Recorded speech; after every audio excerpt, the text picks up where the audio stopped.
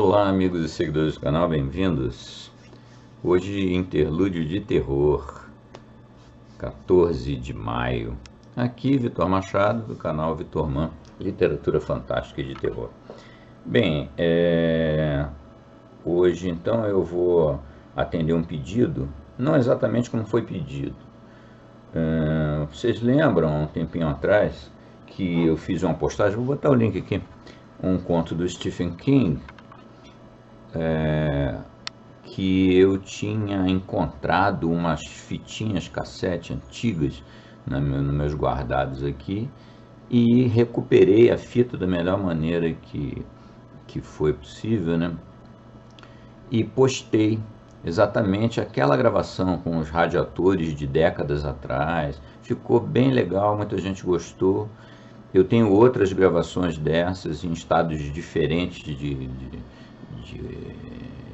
manutenção, né? E teve um seguidor que me pediu, você podia postar mais desse tipo de coisa, né? Outras obras que você porventura tem aí em fita cassete. E eu me dediquei, vou fazer isso aí. E aí fui olhei o material, mas olha, realmente, pelo menos dentro do meu nível de conhecimento técnico, eu mexi o que eu pude com os arquivos e não ficou razoável. Não ficou aceitável. Teria a curiosidade de ter mais uma postagem desse tipo, mais uma arqueologia de áudio, né? Mas eu achei melhor não postar, porque realmente o arquivo não ficou aceitável. Então, o que eu fiz? Eu estava trabalhando em cima A Máquina de Passar Roupa, do Stephen King. Aí eu achei melhor gravar, eu mesmo. Eu e a Vitória gravamos aqui juntos.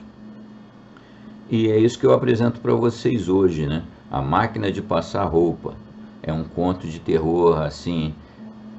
Muita gente comenta que esse conto ele é estranho, que é um conto do Stephen King. Eu acho ele a cara do Stephen King, típico. Qual é a assinatura do Stephen King? É o horror de coisas banais do dia a dia. Para mim, essa é a definição de Stephen King. E é exatamente o que acontece, é uma máquina de passar roupa industrial que aparentemente fica fora de controle, possuída por algum demônio. Isso aí eu não vou me aprofundar porque vai estragar, né, claro. E esse conto eu sempre gostei bastante. Ele foi publicado originalmente lá naquela mesma revista Cavalier, em 1972, uma revista masculina, né, que o Stephen King começou a produzir os contos dele, a publicá-los nessa mídia, né? Só depois é que ele começou a ser publicado em livro e tal, e aí foi na carreira vertiginosa dele que virou hoje o escritor de horror vivo mais conhecido no mundo, né, com certeza. Mas esses detalhes da vida dele, da obra, como sempre, como a gente já postou coisas dele, tem aqui a playlist Stephen King, vocês podem olhar lá. São sempre contos muito interessantes, né? Já sabe a minha opinião também sobre Stephen King, né? Adoro os contos, não gosto nada dos romances, mas é isso aí. Aproveitando que damos essa paradinha para fazer aqueles pedidinhos de sempre, né? Os likes, os hypes depois, muito obrigado, inclusive tem tido muito hype nas postagens, os compartilhamentos, os comentários sempre super legais, como eu digo sempre. E era isso, e quem puder, tem aqui na descrição os detalhes, né? Entrar de membro, por exemplo, e outras formas de apoiar o projeto aqui do canal.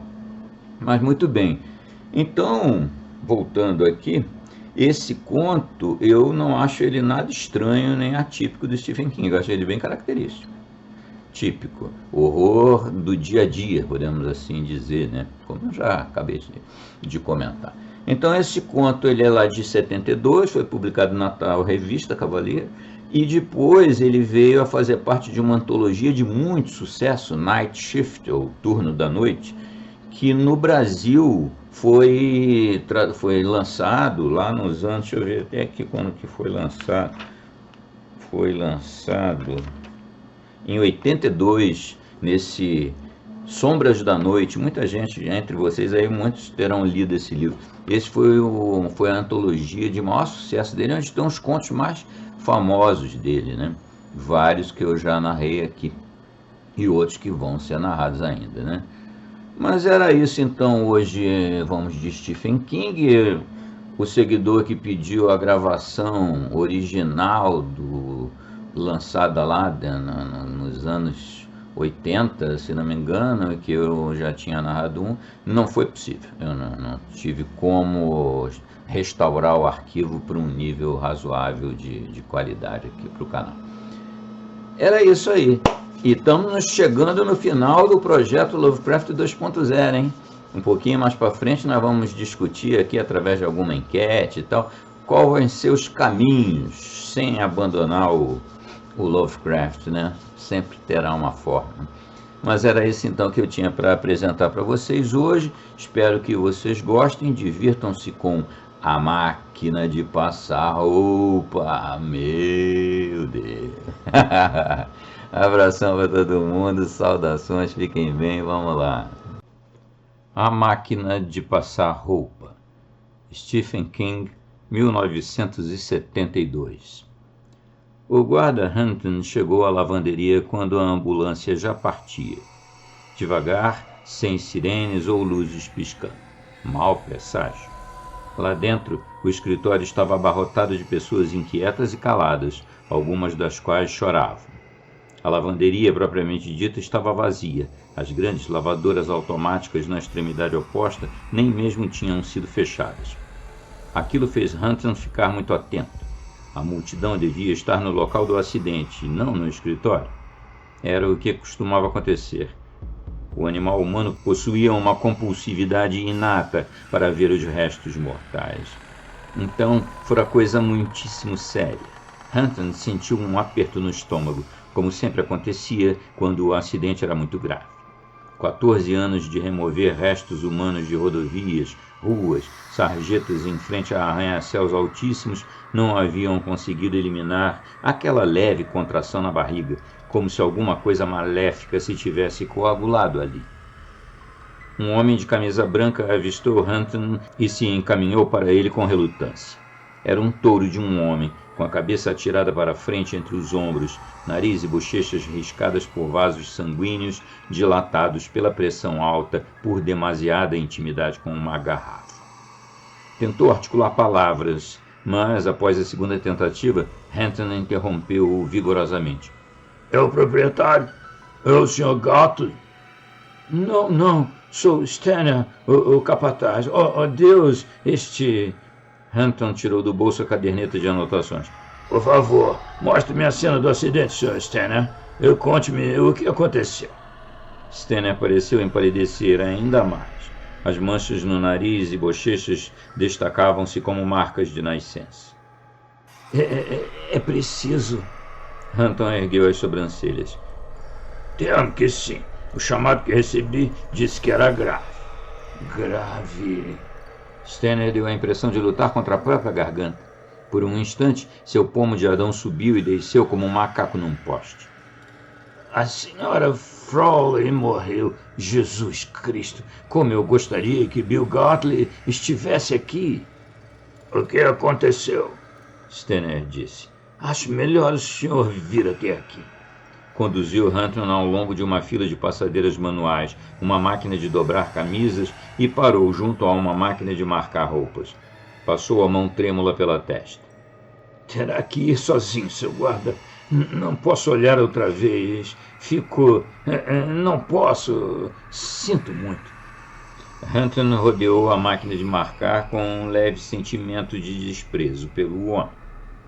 Trabalham sem maiores precauções, cortam caminho, fazem passar vapor fervente por canos soldados à moda doméstica, manipulam produtos químicos perigosos sem a proteção adequada e, afinal, alguém acaba se machucando ou morrendo. Então, não suportam olhar? Não podem. Hunton viu. A máquina ainda funcionava. Ninguém a desligara. A máquina que ele posteriormente passou a conhecer intimamente. A passadeira e dobradeira de alta velocidade Hadley Watson modelo 6. Um nome comprido e desajeitado. O pessoal que trabalhava ali no calor e umidade tinha um nome mais apropriado para ela: a estraçalhadeira.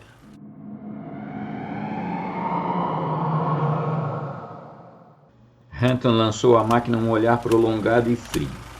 Então, pela primeira vez em seus 14 anos de guardião da lei, virou-se, levou convulsivamente a mão à boca e vomitou.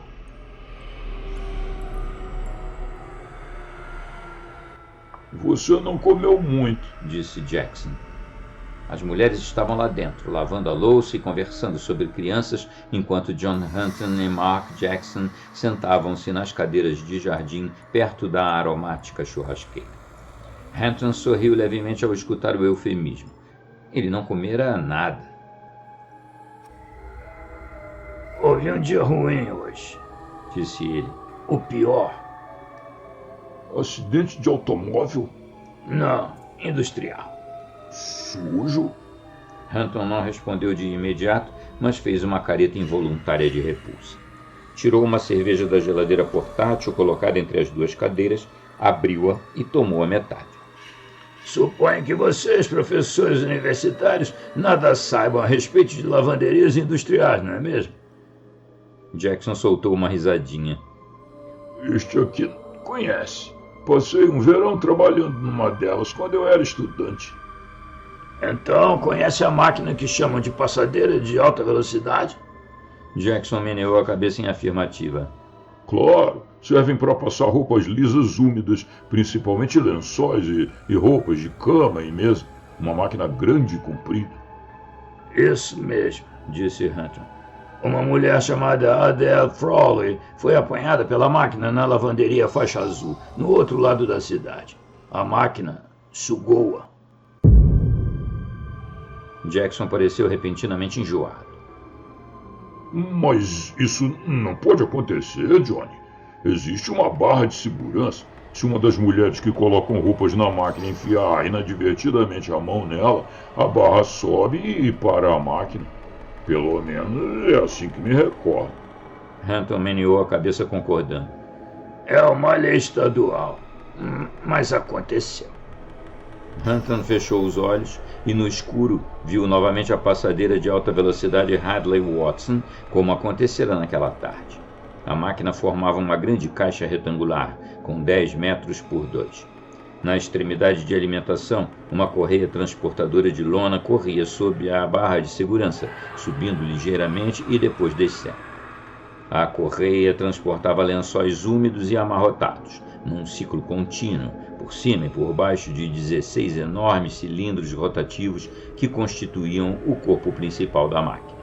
Por cima de 8 e por baixo de 8, comprimidos contra eles como fatias finas de presunto entre camadas de pão superaquecido. O calor do vapor nos cilindros podia ser regulado até 300 graus para secamento máximo. A pressão sobre os lençóis transportados pela correia era de 800 libras por polegada quadrada, a fim de eliminar qualquer ruga. E, de algum modo, a Sra. Frawley fora apanhada e arrastada para o interior da máquina. O aço, os cilindros de passar recobertos de asbetos estavam vermelhos como tinta de celeiro, e o vapor que se erguia da máquina trazia consigo o enjoativo cheiro de sangue aquecido. Pedaços de sua blusa branca e calças azuis, até mesmo fragmentos rasgados do sutiã e das calcinhas, tinham sido arrancados e ejetados pela extremidade oposta da máquina, a 10 metros de distância. Os pedaços maiores de tecido dobrados com grotesca e sanguinolenta perfeição pela dobradeira automática. Contudo, nem mesmo isto fora o pior. Tentei dobrar tudo, disse ele a Jackson, sentindo o gosto de bile na garganta. Mas uma pessoa não é um lençol, Mark. O que eu vi, o que restava dela. Como Stanner, o desaventurado capataz, ele não pôde terminar. Levaram-na numa cesta, disse em voz baixa. Jackson assoviou. Quem vai ser degolado? A lavanderia ou os fiscais estaduais? Ainda não sei, replicou Hampton. A imagem maligna ainda lhe pairava na mente. A imagem da estraçalhadora assoviando, batendo, vibrando, o sangue escorrendo em filetes pelos lados verdes da comprida caixa, o cheiro de queimado da mulher. Depende de quem aprovou aquela maldita barra de segurança e em que circunstâncias o fez. Se for a gerência, conseguirão escapar desta? Hunton sorriu sem humor. A mulher morreu, Mark. Se Gatley e Stenner estavam fazendo economia na manutenção da passadeira de alta velocidade, irão para a cadeia. Não interessa se conhecem alguém na Câmara Municipal. Acha que eles faziam isso? Hunton lembrou-se da lavanderia faixa azul. Mal iluminada, o chão molhado, escorregadio, algumas das máquinas incrivelmente antigas e barulhentas. Creio que é provável, respondeu em voz baixa. Levantaram-se para entrar juntos na casa. Conte-me o resultado, Johnny, disse Jackson. Estou interessado. Hunton não estava enganado a respeito da estraçalhadora. A máquina se encontrava em perfeito estado. 6 inspetores estaduais a examinaram, peça por peça, antes do inquérito. O resultado foi absolutamente negativo. O veredito do inquérito foi morte acidental. Perplexo, Hunton procurou Roger Martin, um dos inspetores, após a audiência. Martin parecia um copo grande de água, com óculos tão grossos como o fundo de copos de dose pequena. Sob o interrogatório de Hunton, brincou com uma caneta esferográfica. Nada, absolutamente nada de errado com a máquina? Nada, respondeu Martin.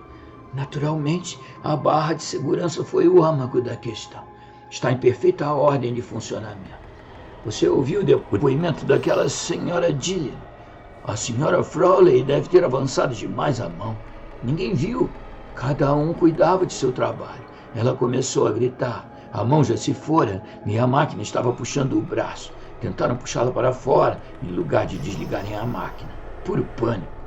Outra mulher, a senhora Keane, afirmou haver tentado desligá-la. Mas é uma suposição razoável que tenha apertado o botão de partida e não o de parada, em meio à confusão. A essa altura já era tarde demais. Então a barra de segurança funcionou mal, declarou peremptoriamente Hunter. A menos que ela tenha passado a mão por cima da barra e não por baixo. É impossível. Existe uma placa de aço inoxidável acima da barra de segurança. E a barra propriamente dita não funcionou mal. Está ligada em circuito com a própria máquina. Se a barra de segurança entrar em pane, a máquina para. Então, pelo amor de Deus, como é que aconteceu? Não sabemos. Meus colegas e eu somos de opinião que a única maneira pela qual a passadeira de alta velocidade poderia ter matado a senhora Frawley foi que esta caísse na máquina, vinda de cima. E estava com ambos os pés no chão quando o acidente ocorreu. Uma dúzia de testemunhas confirmam isso. Você está descrevendo um acidente impossível, disse Hunter. Não, apenas um acidente que nós não compreendemos. Fez uma pausa, hesitou e depois acrescentou. Já que você parece levar o caso tão a sério, vou lhe contar uma coisa, Hunter. Mas se você comentar com alguém, negarei ter dito qualquer coisa. Mas não gostei daquela máquina. Parecia quase zombar de nós. Tenho inspecionado mais de uma dúzia de máquinas passadeiras de alta velocidade nos últimos 5 anos, a intervalos regulares. Algumas delas se encontram em estado tão deplorável que eu não permitiria nem a um cão aproximar-se delas. A lei estadual é lamentavelmente frouxa. Apesar disso, eram apenas máquinas. Mas esta é um fantasma.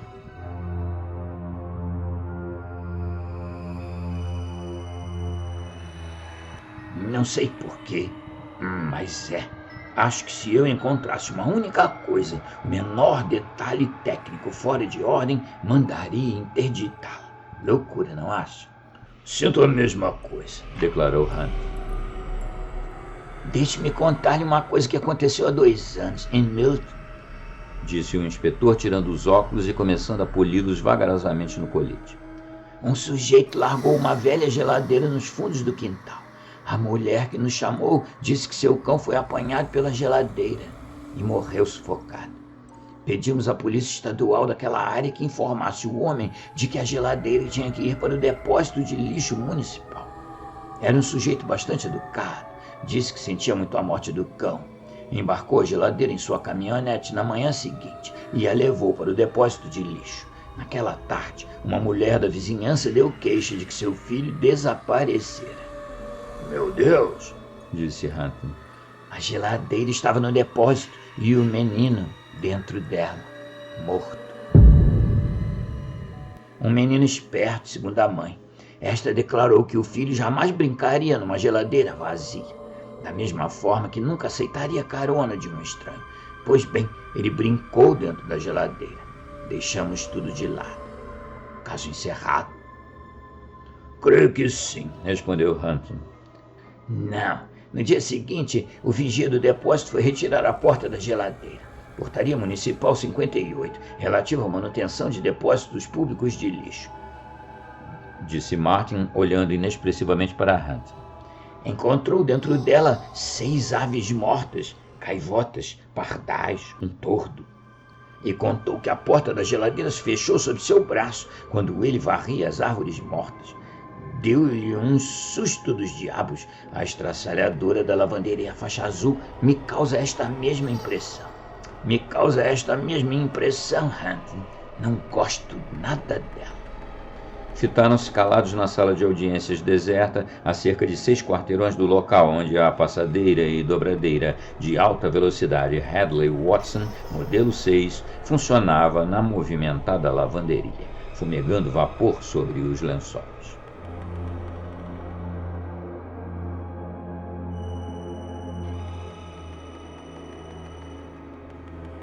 Em uma semana, o caso foi afastado da mente de Hunton por tarefas policiais mais prosaicas.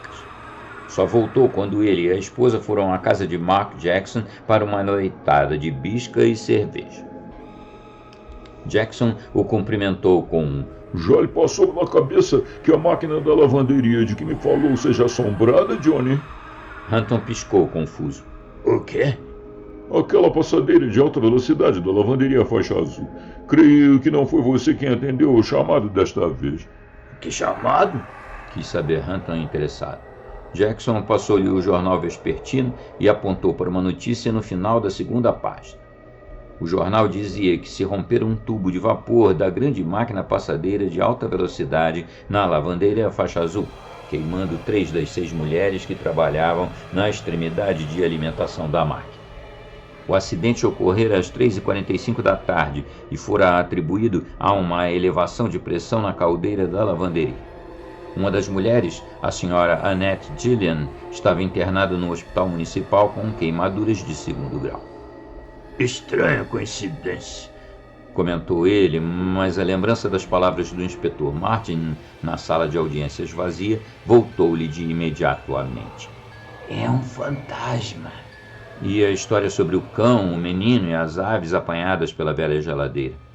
Naquela noite, ele jogou cartas muito mal.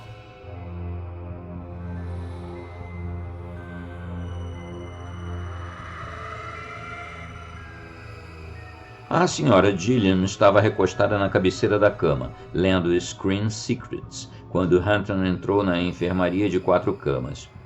Uma enorme bandagem cobria-lhe um braço e o lado do pescoço.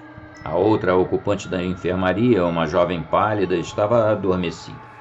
A senhora Gillian piscou ao ver o uniforme azul e, em seguida, sorriu com certa hesitação. Se for com a senhora Cherenikov, o senhor terá que voltar mais tarde. Acabaram de dar-lhe a medicação. Não, é com a senhora mesmo, senhora Gillian. O sorriso diminuiu. Estou aqui não oficialmente, o que significa que me sinto curioso quanto ao acidente na lavanderia. Sou John Hunton. Ele estendeu a mão. Foi a atitude adequada. O sorriso da senhora Gillian tornou-se brilhante e ela apertou desajeitadamente a mão de Hunton com sua mão ilesa. Estou às suas ordens, Sr. Hunton. Meu Deus, pensei que o meu Andy estivesse metido em encrencas na escola novamente. O que aconteceu? Estávamos colocando lençóis na máquina quando ela simplesmente explodiu, ou algo semelhante. Eu pensava em ir para casa passear com os cães, quando houve um grande estouro, como uma bomba. vapor por toda parte e aquele barulho de assovio horrível. Respondeu ela, o sorriso trêmulo prestes a apagar-se. Era como se a máquina respirasse, como um dragão, na verdade. E a Alberta, isto é, Alberta Keane, gritou que alguma coisa estava explodindo. Todo mundo corria e gritava. Ginny Jason começou a gritar que estava queimada. Comecei a correr e então caí. Até então eu não sabia que fora a mais atingida. Graças a Deus não foi a pior. Aquele vapor passa nos tubos a 300 graus. O jornal diz que um tubo de vapor se rompeu. O que significa isso? O tubo do teto desce até uma espécie de tubo flexível que alimenta a máquina. George, isto é, o Sr. Stanner, disse que deve ter havido excesso de pressão na caldeira, ou algo assim. O tubo flexível estourou. Hampton não conseguiu pensar em outras perguntas a fazer. Estava prestes a sair quando ela disse pensativa. Não costumávamos ter problemas com aquela máquina. Só recentemente, o rompimento do tubo flexível, aquele horrível acidente com a Sra. Frawley, que Deus a tenha. E algumas coisinhas, como o dia em que o vestido de Jessie se prendeu numa das correntes de transmissão. Poderia ter sido perigoso se ela não rasgasse a saia imediatamente. E parafusos e porcas que se soltam. Oh, Herbert Dimond é o mecânico da lavanderia. Tem passado maus bocados com aquela máquina. Os lençóis ficam presos na dobradeira. George afirma que isso acontece porque estão usando branqueador demais nas máquinas de lavar. Mas não costumava acontecer antes. Agora, as garotas detestam trabalhar na máquina. Essa diz até mesmo que ainda tem pedaços de Adele Frawley lá dentro. E isso é sacrilégio. Ou algo assim. Como se existisse uma maldição. Tem sido assim desde que Sherry cortou a mão no dos grampos. É Sherry? Repetiu Hampton. Sherry Oleta, uma belezinha mal saída do ginásio. Boa trabalhadora, mas é desajeitada às vezes, sabe? O senhor sabe como são as jovens. Ela cortou a mão em alguma coisa? Nada de estranho nisso. Existem grampos que apertam a correia de alimentação, compreende? Sherry estava ajustando os grampos para podermos passar uma carga mais pesada de roupas e, provavelmente, sonhando com algum rapaz. Cortou o dedo e sangrou por todos os lados. A senhora Gillian parecia intrigada. Só depois disso os parafusos começaram a soltar-se. Adele foi, o senhor sabe, uma semana depois. Como se a máquina tivesse experimentado o gosto de sangue e tivesse gostado dele. As mulheres às vezes têm ideias engraçadas, não acha, Sr. Hunt? É Hunt, corrigiu ele distraidamente, olhando por cima da cabeça dela para o espaço. Ironicamente, Hampton conhecera Jackson numa lavanderia automática com lanchonete anexa, situada no quarteirão que separava suas casas, e ainda era lá que o guarda e o professor de inglês tinham suas conversas mais interessantes. Agora sentavam-se lado a lado em cadeiras de plástico, suas roupas girando por detrás das portinholas de vidro das máquinas de lavar que funcionavam como moedas. A brochura contendo a coleção de obras de Milton, pertencente a Jackson, ficara largada de lado enquanto ele escutava Hampton relatar a história da senhora Gillian. Quando Hampton terminou, Jackson disse: Eu lhe perguntei certa vez se você julgava que a estraçalhadora poderia ser assombrada. Naquela ocasião foi brincadeira. Agora, torna a perguntar. Não, respondeu Hampton. Não seja estúpido. Jackson observou pensativamente as roupas que giravam nas máquinas. Assombrada é um termo inadequado. Digamos, possuído. Existem quase tantos encantamentos para chamar os demônios quanto para expulsá-los. O galho dourado de Fraser está cheio deles. Os folclores asteca e druídico contêm outros, e existem ainda mais antigos, que remontam ao Egito. Quase todos eles podem ser reduzidos a denominadores espantosamente comuns. O mais comum, naturalmente, é o sangue de uma virgem. Olhou para Hampton, acrescentando: A senhora Gillian disse que tudo começou depois que a tal Sherry Ouellette cortou-se acidentalmente. Deixe disso, replicou Hampton. Você tem de admitir que ela parece ser o tipo exato, insistiu Jackson. Irei diretamente à casa dela, disse Hampton com um leve sorriso. Posso até imaginar. Senhorita Ouellette, sou o guarda Johnny Hampton. Estou investigando uma passadeira de alta velocidade possuída pelo demônio e gostaria de saber se a senhorita é virgem. Acha que teria oportunidade para despedir-me de Sandra e das crianças antes que me levem para o manicômio? Estou disposto a apostar que você acabará dizendo algo bem parecido, disse Jackson sem sorrir. Estou falando sério, Johnny. Aquela máquina me deixa morto de medo e eu nem sequer a vi. Apenas para podermos argumentar, disse Hampton. Quais são alguns dos outros supostos denominadores comuns? Jackson sacudiu os ombros. É difícil dizer sem estudar o assunto. A maioria das fórmulas de magia anglo-saxônica especificam terra de cemitério ou um olho de sapo. Os encantamentos e feitiços europeus mencionam frequentemente a mão da glória, que pode ser interpretada como uma mão de um defunto ou uma das drogas alucinógenas usadas em conexão com o sabá das bruxas, geralmente a beladona ou um derivado de psilocibina. Devem existir outros. E você acha que tudo isso entrou na passadeira da lavanderia faixa azul? Por Deus, Marcos, sou capaz de apostar que não existe beladona num raio de 800 quilômetros daqui. Ou julga que alguém decepou a mão de seu falecido tio Fred e a largou na dobradeira? Se 7 macacos datilografassem durante 700 anos... Já sei. Um deles escreveria as obras de Shakespeare, concluiu Hampton em tom azedo. Vá pro inferno. É a sua vez de ir à farmácia conseguir troco para colocarmos moedas nas máquinas de secar. Foi muito esquisito como Josh Stanner perdeu o braço naquela estraçalhadora. Às 7 horas da manhã da segunda-feira, a lavanderia estava deserta, a não ser por Stanner e Herbert Dement, o mecânico da manutenção. Estavam cumprindo a tarefa semestral de lubrificar os rolamentos da estraçalhadora antes que o expediente normal da lavanderia começasse, às 7h30. Dement se encontrava na extremidade oposta, lubrificando os 4 rolamentos secundários e refletindo sobre o quanto aquela máquina fazia-o sentir-se mal naquelas últimas semanas, quando a estraçalhadora começou repentinamente a funcionar ruidosamente. Dement estivera erguendo 4 das correias de lona da saída da máquina, a fim de poder alcançar o motor sobre elas. Quando, de repente, as correias começaram a passar em suas mãos, rasgando a pele e carne das palmas e arrastando-o consigo.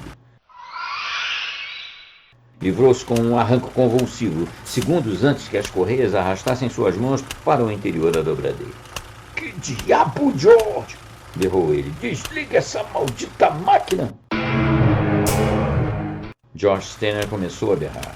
Um som agudo, lamentoso, enlouquecido de sangue que encheu a lavanderia, ecoando nas caixas de aço das máquinas de lavar, nas bocas escancaradas das máquinas de passar a vapor, nos olhos vazios das grandes máquinas de secar. Stanner inspirou uma grande quantidade de ar e tornou a gritar: "Oh, meu Jesus Cristo! Fui apanhado! Fui apanhado!"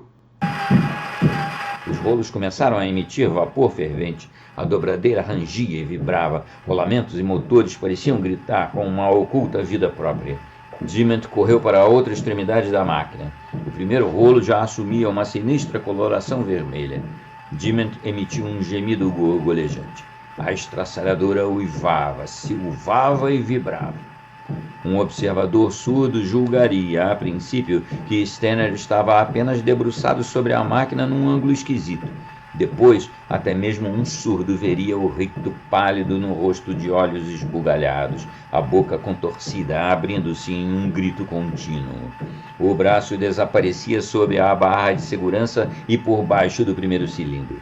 O tecido da camisa fora arrancado na costura do ombro e o antebraço inchava grotescamente à medida que o sangue era impelido de volta. Desligue! Berrou Stenner. Seu cotovelo se partiu com um estalo. Dement apertou o botão de desligar. A estraçalhadora continuou a zumbir, grunhir, girar. Incrédulo, Dement tornou a apertar repetidamente o botão. E novamente, nada.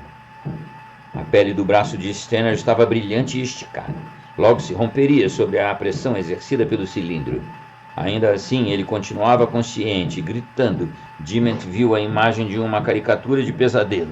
Um homem esmagado por um rolo compressor, deixando apenas uma sombra. Os fusíveis! Guinchou Stenner. Sua cabeça estava sendo puxada para baixo, à medida que ele era arrastado para a frente. Dement girou nos calcanhares e correu à sala da caldeira. Os gritos de Stenner a persegui-lo como fantasmas lunáticos. Na parede esquerda existiam 3 pesadas caixas cinzentas, contendo todos os fusíveis do sistema elétrico da lavanderia. Dement abriu-as e, como um louco, começou a arrancar os compridos fusíveis cilíndricos, atirando-os por cima dos ombros. As luzes se apagaram, depois o compressor de ar, então a própria caldeira, com uma forte lamúria que morreu aos poucos. E a estraçalhadora continuava funcionando.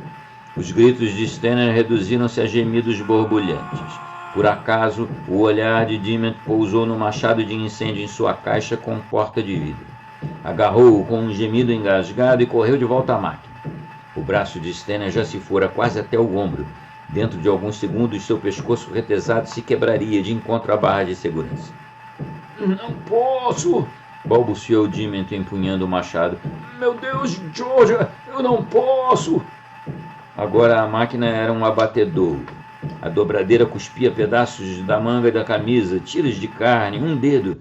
Stenner soltou um forte grito de desespero e Dement ergueu o machado, golpeando no interior obscuro e sombrio da lavanderia. 2 vezes. Outra mais. Stenner tombou ao chão inconsciente e azulado, o sangue jorrando do coto do braço abaixo do ombro. A estraçalhadora tragou o que ainda restava do braço e parou. Chorando, Dement tirou o cinto das calças e começou a fazer um torniquete. Hampton falava ao telefone com George Martin, o inspetor. Jackson o observava, rolando pacientemente uma bola para Patty Hampton, de 3 anos de idade, brincar. Ele retirou todos os fusíveis? Perguntou Hampton. E o botão de parada simplesmente não funcionou, hein? A máquina foi interditada? Muito bem, ótimo, hein? Não é oficial. Hampton franziu a testa e lançou um olhar de esguelha a Jackson. Ainda se recorda daquela geladeira velha, Roger?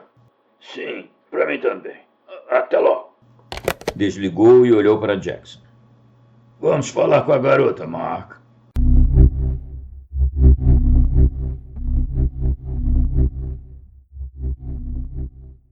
Ela morava em seu próprio apartamento, a maneira hesitante, porém possessiva, pela qual convidou-os a entrar, depois que Hampton lhe exibiu o distintivo da polícia, levou-o a suspeitar que ela não o possuía há muito tempo.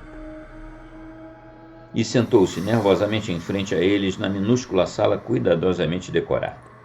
Sou o guarda Hampton, e este é meu parceiro, o Sr. Jackson, a respeito do acidente na lavanderia. Sentia-se imensamente pouco à vontade com aquela moça morena, tímida e bonita. Terrível, murmurou Sherry Ouellette. Foi o único lugar onde trabalhei. O Sr. Gartley é meu tio. Gostei porque ele me permitiu morar aqui e ter meus próprios amigos. Mas agora é tão assombroso. A Junta Estadual de Segurança Industrial interditou a máquina até o final de uma investigação minuciosa, disse Hampton. A senhorita já sabia? Claro. Suspirou ela inquieta. Não sei o que vou fazer. Senhorita Ouellette, interrompeu Jackson. Sofreu um acidente naquela máquina, não é mesmo? Cortou a mão num grão, creio. Sim, cortei o dedo. De repente seu rosto se anuviou. Aquilo foi a primeira coisa, disse ela, fitando-os com ar triste. Às vezes, sinto que as garotas já não gostam tanto de mim como antes. Como se eu fosse a culpada. Preciso fazer-lhe uma pergunta grosseira, disse vagarosamente Jackson. Uma pergunta que não lhe agradará. parece absurdamente pessoal e sem qualquer relação com o assunto, mas só lhe posso dizer que não é assim. Suas respostas nem mesmo serão anotadas numa ficha ou registro. Ela pareceu assustada. Eu fiz alguma coisa errada? Jackson sorriu e meneou negativamente a cabeça. Ela se derreteu. Graças a Deus pela presença de Mark, pensou Hutton. Todavia, acrescentarei o seguinte: a resposta poderá ajudá-la a manter esse belo apartamento, a voltar ao seu emprego, a tornar as coisas na lavanderia como eram antes. Eu responderia qualquer pergunta para conseguir isso, declarou a moça. Cherie, você é virgem? Ela ficou totalmente perplexa, chocada, como se um sacerdote lhe desse a comunhão e em seguida a esbofeteasse. Então ergueu a cabeça, fez um gesto indicando o pequeno apartamento bem arrumado, como se perguntasse a eles como podiam acreditar que fosse um local de encontros amorosos. Estou me guardando para meu marido, replicou simplesmente. Hampton e Jackson entreolharam-se calmamente e naquela fração de segundo, Hampton compreendeu que tudo era verdade. Um demônio se apossara do aço inanimado das engrenagens da estralhaçadeira, transformando-a em algo com vida própria.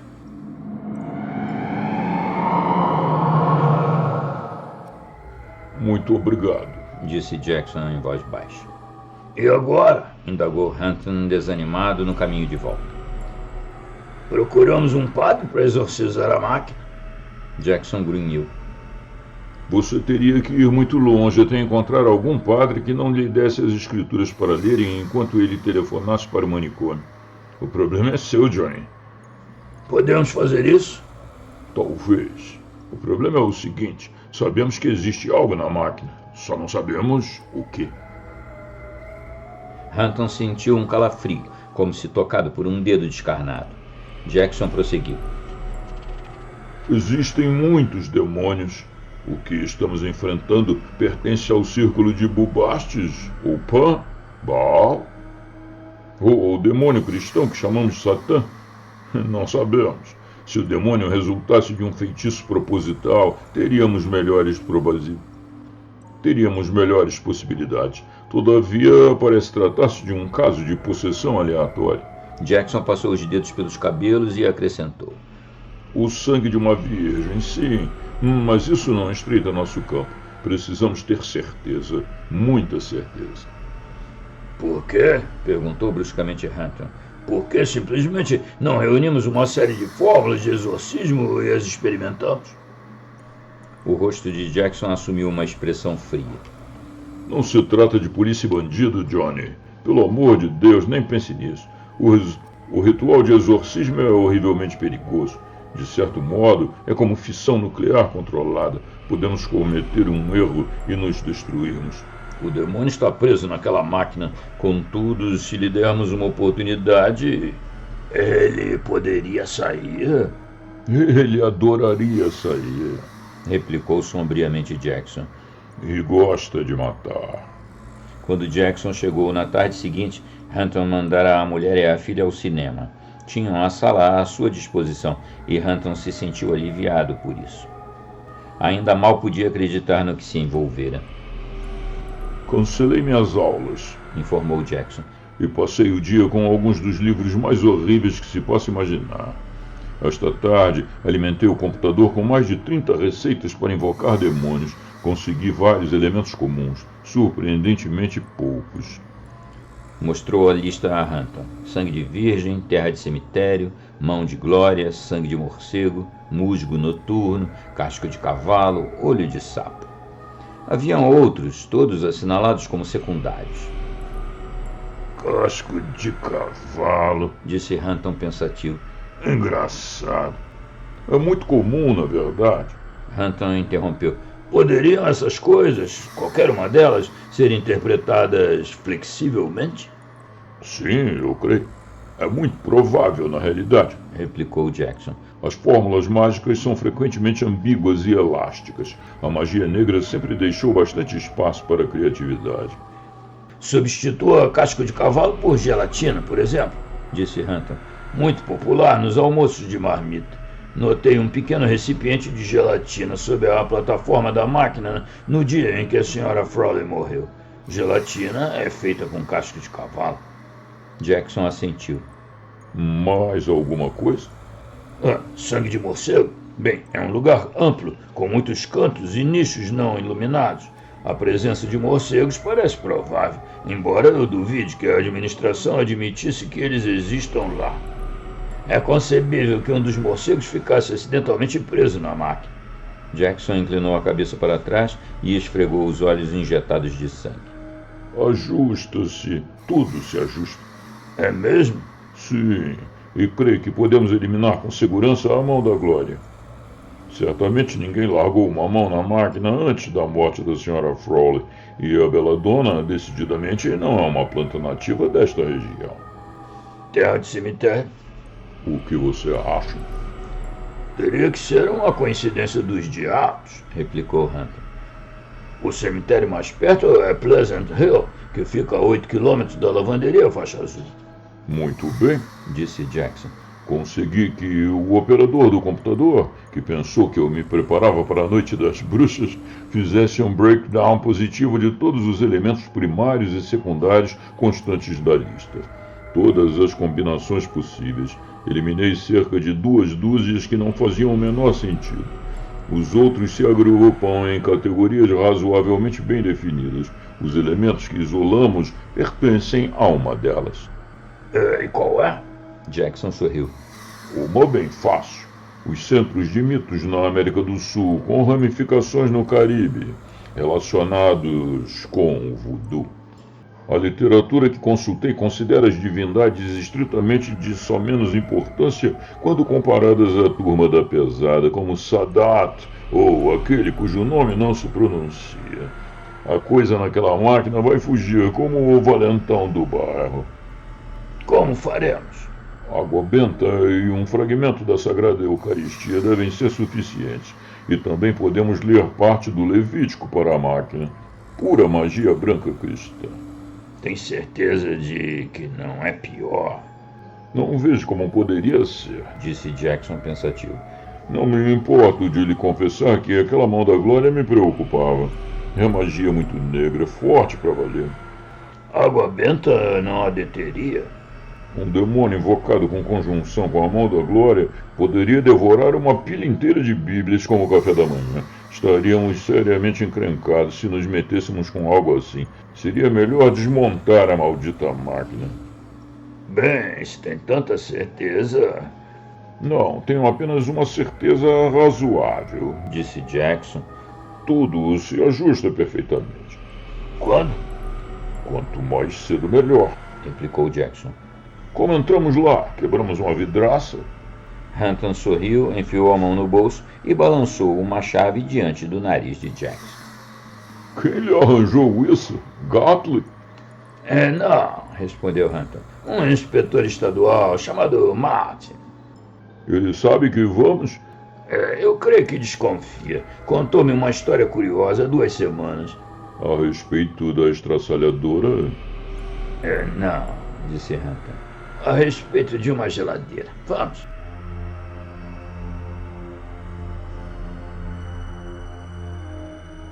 Adele Frawley estava morta, recosturada por um paciente embalsamador, jazia em seu caixão. Não obstante, parte de seu espírito talvez permanecesse na máquina e, se assim era, gritava. Ela saberia, poderia tê-los prevenido. Tinha tendência à indigestão e, por causa de um mal tão comum, ingeria pastilhas estomacais chamadas EZ-Gel, que podiam ser adquiridas em qualquer farmácia por 99 centavos. No lado externo da caixa está impressa uma advertência. Portadores de glaucoma não devem ingerir EZ-Gel, porque o ingrediente ativo agrava essa condição. Infelizmente, Adele Frawley não sofria de glaucoma. Poderia ter se lembrado do dia, pouco antes de Sherry Ouellette cortar a mão, em que ela deixara cair uma caixa cheia de pastilhas de EZ-Gel na máquina, por acidente. Todavia, ela estava morta, sem se dar conta de que o ingrediente ativo que lhe aliviava a azia era um derivado químico da Belladonna, conhecida curiosamente em alguns países da Europa pelo nome Mão de Glória. Houve um repentino e desagradável som de arroto no silêncio espectral da lavanderia faixa azul. Um morcego voou cegamente para sua toca na camada de isolamento acima das secadoras, onde fizera seu ninho, fechando as asas sobre a cara cega. O barulho quase se assemelhava a uma risadinha. A estraçalhadora começou a funcionar com um rangido repentino. Correias passando velozmente na escuridão. Engrenagens rolavam ruidosamente. Os pesados cilindros pulverizadores rodavam continuamente. Está pronta para eles. Passava um pouco da meia-noite quando Hampton parou o carro no estacionamento e a lua se ocultou por detrás de um grupo de nuvens que se movimentavam no céu. Num só movimento, Hampton pisou no freio e apagou os faróis. A testa de Jackson quase se chocou contra o painel acolchoado. Desligou a ignição e o contínuo barulho de engrenagem e jatos de vapor ficou mais audível. É a estraçalhadora, disse ele. É a estraçalhadora funcionando sozinha, em plena noite. Ficaram sentados no carro por um momento, calados, sentindo o medo subir-lhe pelas pernas. Afinal, Hampton disse: Muito bem, vamos lá. Saltaram e caminharam até o prédio, ouvindo o barulho da estraçalhadora tornar-se mais alto. Quando Hampton enfiou a chave na fechadura da porta de serviço, refletiu que a máquina soava como se estivesse viva, como se respirasse em enormes inalações quentes e falasse consigo mesma em sardônicos sussurros sibilantes. De repente sinto-me satisfeito por estar com um tira, declarou Jackson. Passou o saco pardo que carregava de um braço para o outro. O saco continha um vidrinho de geleia cheio de água benta, envolto em papel impermeável e uma bíblia sagrada. Entraram e Hampton acionou os interruptores de luz situados junto à porta. As lâmpadas fluorescentes piscaram e produziram luz fria. No mesmo instante, a estraçalhadora parou. Uma membrana de vapor cobriu os cilindros. A máquina esperava por eles em seu novo e ameaçador silêncio. Deus, como é feia, murmurou Jackson. Vamos, disse Hampton. Antes de perdermos a coragem. Andaram até a máquina e a barra de segurança estava na posição baixa, acima da correia que alimentava a máquina. Hampton estendeu a mão. Aqui já basta, Mark. Passe-me as coisas e diga-me o que fazer. Mas... Não discuta. Jackson passou-lhe o saco e Hampton o colocou na mesa dos lençóis em frente à máquina. Entregou a Bíblia a Jackson. Vou ler, disse Jackson. Quando eu apontar para você, use os dedos para espargir água benta na máquina, dizendo: em nome do Pai, do Filho e do Espírito Santo, vai-te daqui impuro. Entendeu? Sim. Na segunda vez que eu apontar para você, quebre a hóstia e repita a invocação. Como saberemos se está dando certo? Você saberá. A coisa é capaz de quebrar todas as vidraças do prédio ao sair. Se não der resultado na primeira vez, continuaremos a repetir até que dê certo. Estou verde de medo, disse Hampton. Para dizer a verdade, eu também estou. Se nos enganamos a respeito da mão da glória... Não nos enganamos, replicou Jackson. Lá vamos nós. Começou a ler. Sua voz encheu a lavanderia deserta com ecos espectrais. Não vos volvais para os ídolos, nem façais para vós deuses fundidos. Eu sou o Senhor vosso Deus. As palavras caíam como pedras num silêncio que de repente se enchia de um frio insidioso, tumular. A estraçalhadora permanecia silenciosa e imóvel sob as lâmpadas fluorescentes. Para Hampton, ela ainda parecia sorrir malevolamente. E a terra vos vomitará de seu seio por tê-la contaminado, como vomitou outros povos antes de vós. Jackson ergueu os olhos com o rosto tenso e apontou. Hampton respingou a água benta na correia transportadora. Houve um súbito grito rangente de metal torturado. A fumaça subia das correias nos pontos onde a água benta pingara, assumindo formas contorcidas e tingidas de vermelho. A estraçalhadora começou a funcionar repentinamente. Nós o apanhamos! Gritou Jackson acima do crescente barulho. Está fugindo! Recomeçou a ler, erguendo a voz para vencer o ruído da maquinaria. Apontou outra vez para Hampton e este jogou alguns fragmentos de hóstia. Quando ele o fez, foi bruscamente dominado por um terror de gelar os ossos até a medula, a repentina e vívida sensação de que não dera certo, de que a máquina não se amedrontara com o blefe e era mais forte do que eles.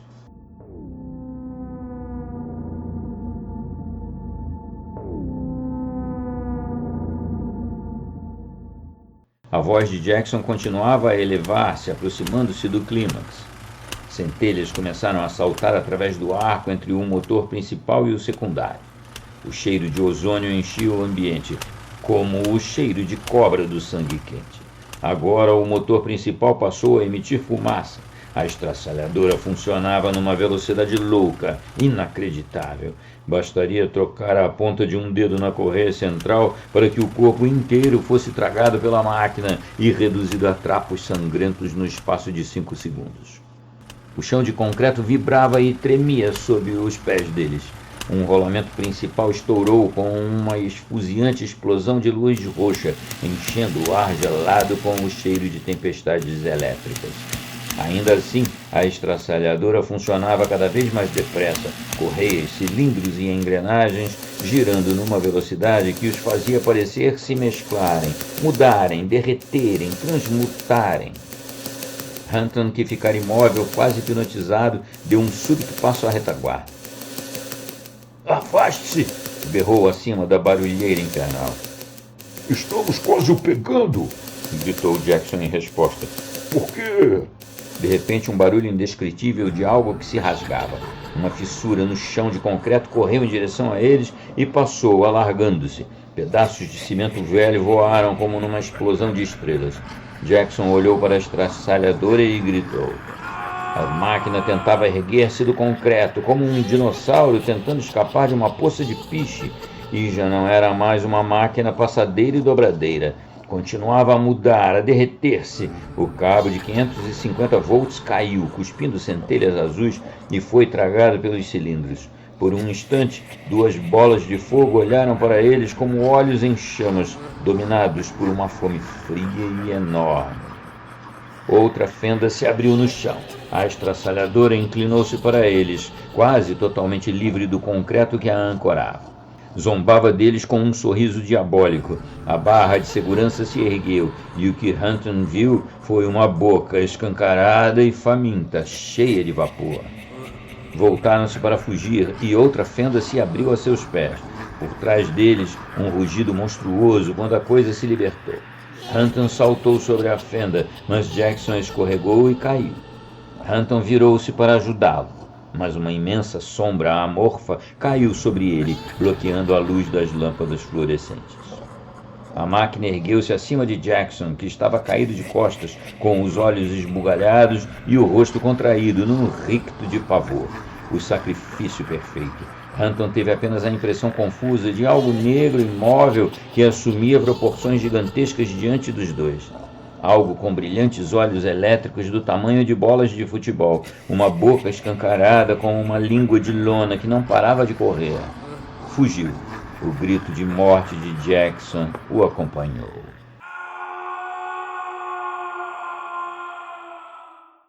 Quando Roger Martin finalmente se levantou da cama para atender a campainha da porta, estava apenas 1/3 acordado. Mas quando Hampton cambaleou para o interior da sala, ele foi despertado pelo choque que o trouxe de volta à realidade do mundo como uma bofetada de mão rude. Os olhos de Hampton pareciam querer saltar loucamente das órbitas, e suas mãos eram garras que arranhavam o peito do roupão de Martin.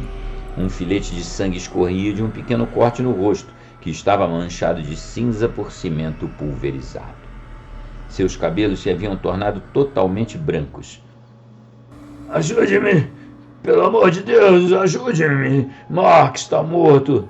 Jackson está morto! Acalme-se, disse Martin. Venha sentar-se. Hampton o acompanhou, produzindo um grosso som lamurioso na garganta, como um cão.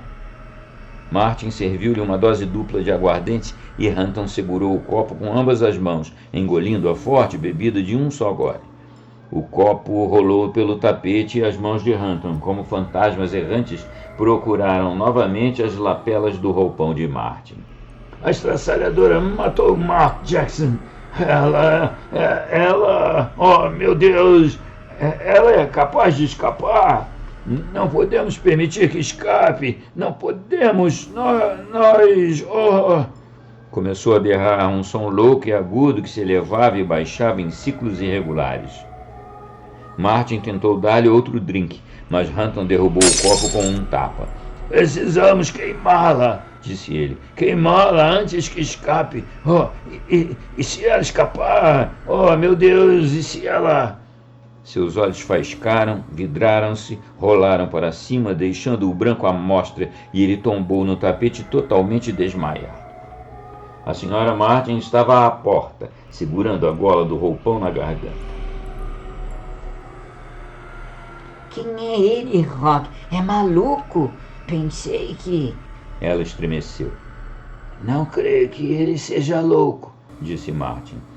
A mulher ficou subitamente assustada pela doentia sombra de medo no rosto do marido. Meu Deus, espero que ele tenha chegado aqui a tempo. Martin pegou o telefone e ficou imóvel. A leste da casa, na direção de onde viera Hampton, havia um leve barulho que crescia aos poucos. Um constante rangido metálico que se tornava mais alto. A janela da sala estava meio aberta e Martin captou na brisa um cheiro estranho, um odor de ozônio ou de sangue.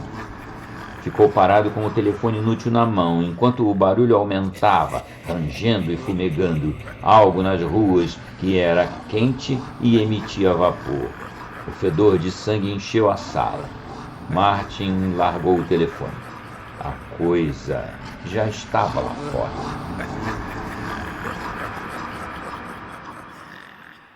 Bem, amigos, espero que tenham gostado. Temos aqui na página final da postagem umas sugestões de novos contos do Círculo Lovecraft, do Mito Cthulhu, e também os grandes clássicos do horror já narrados aqui no canal. E caso vocês tenham gostado muito, considerem a hipótese de ajudar o desenvolvimento do projeto aqui do canal, entrando para membros. Um abraço, até mais!